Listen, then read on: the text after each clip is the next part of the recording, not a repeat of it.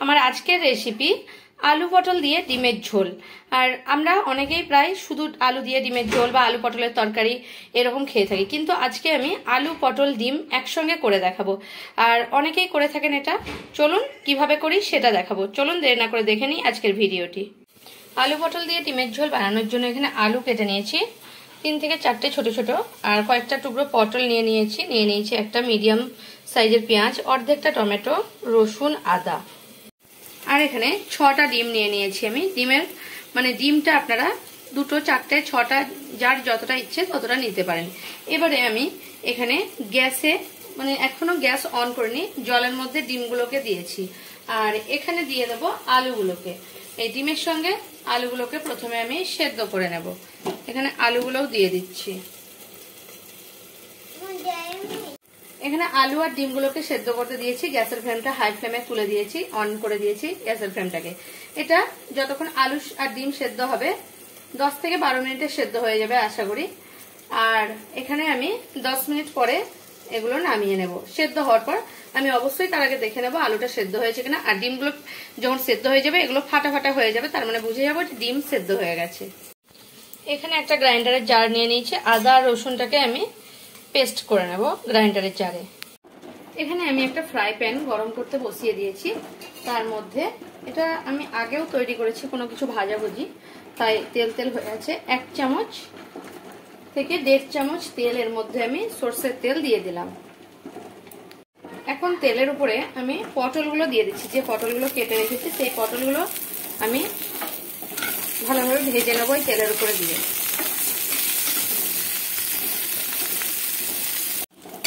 পটলগুলো আমি ভেজে নিয়েছি একটু লালচে কালার করে।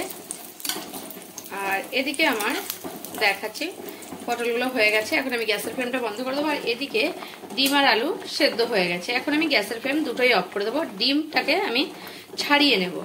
গ্যাস বন্ধ করে দিচ্ছি এখন। আর ডিমটাকে আমি ছাড়িয়ে নেব। এখানে ডিমগুলোকে ছাড়িয়ে নিয়েছি। আর এখানে গ্যাসে একটা কড়া বসিয়ে দিয়েছি গরম হওয়ার জন্য। এখানে কড়া গরম হয়ে গেছে। এখন আমি 2 চামচ সরষের তেল দিয়ে দেব।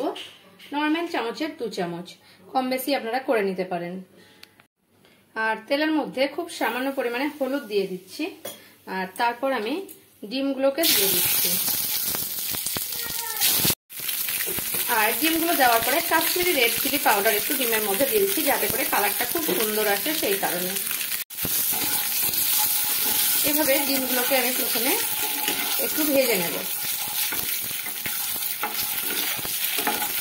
দেখুন হলুদটা তেলের উপরে দিয়েছি আর কাশ্মীরি রেড চিলি পাউডারটা দিয়েছি বলে ডিমের কালারটা একদম দোকানে যেরকম ডিমের ঝোল পাওয়া যায় রাস্তার ধারের দোকানে, সেই রকমই কিন্তু ডিমের কালারগুলো আমি করে নিচ্ছি।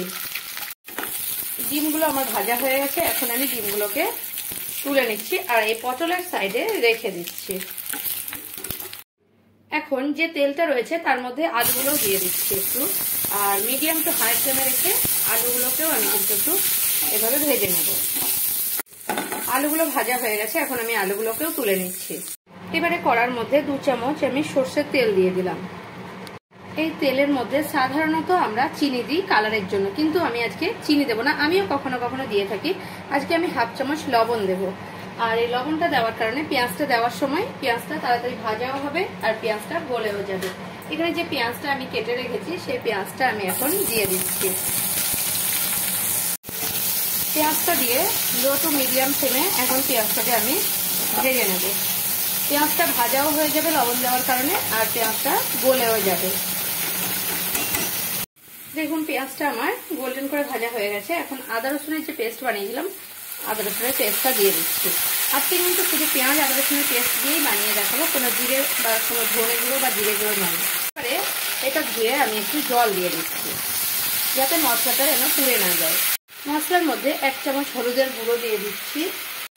1/2 চামচ লঙ্কা গুঁড়ো দিয়ে দিচ্ছি। 1/2 চামচ কাশ্মীরি রেড চিলি পাউডার। এটা কালারের জন্য, এটাতে কোনো টেস্টের বদল হবে না। এখানে আর দিয়ে দিচ্ছি আমি খুব সামান্য পরিমাণে চিনি। যেহেতু বাঙালি মানেই চিনি তো একটু লাগবেই, তাই আমি একটু চিনি ব্যবহার করছি। এবারে মশলাটা আমি ধীরে ধীরে একদম লো ফ্লেমে মশলাটাকে আমি কষিয়ে নেব। মশলাটা দেখুন আমার মশলাটা তৈরি হয়ে গেছে, কারণ তেল ছাড়ছে। এবারে আমি ঠিক মশলা যখন হয়ে যাবে তখন আমি কষানো হয়ে গেলে তারপর অর্ধেক টমেটোটা দিয়ে দিচ্ছি।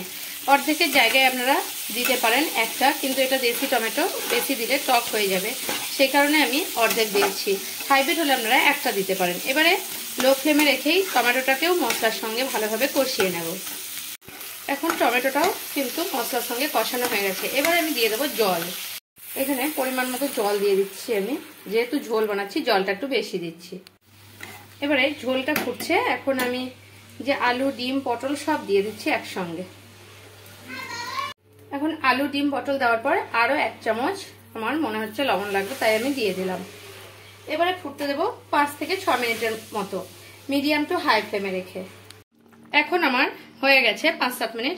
এবার গ্যাসের ফ্লেমটা অফ করে দেবো আর কড়াটাকে আমি নামিয়ে দেব। দেখুন আমার এখন আলু পটল দিয়ে ডিমের ঝোল পুরোপুরি রেডি। আমার ভিডিও যদি আপনাদের ভালো লেগে থাকে তাহলে আমার চ্যানেলকে সাবস্ক্রাইব করার অনুরোধ রইল, আর কমেন্ট করে জানাবেন রেসিপিটা আপনাদের কেমন লাগলো। যদি ভালো লেগে থাকে তাহলে একটা লাইক করতে ভুলবেন না, আর প্রচুর শেয়ার করবেন।